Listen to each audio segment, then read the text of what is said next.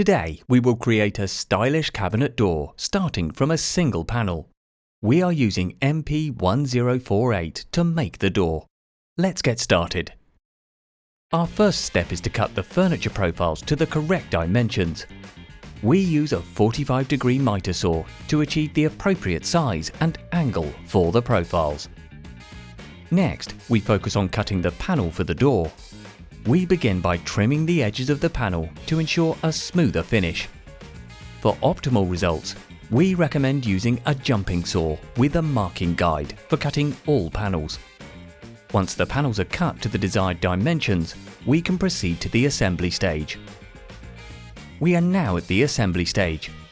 As we bring each part together, remember that these doors provide not only functionality, but also add an aesthetic touch to our designs. Panel, profile, glue and fast adhesive come together.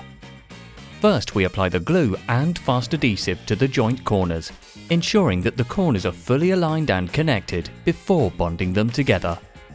Remove the protective film from the panel. Apply glue to the inside of the reversed profile and then place the panel. And there you have it. The cabinet door made with MP-1048 is ready. Final note, remember, functionality and aesthetics can coexist.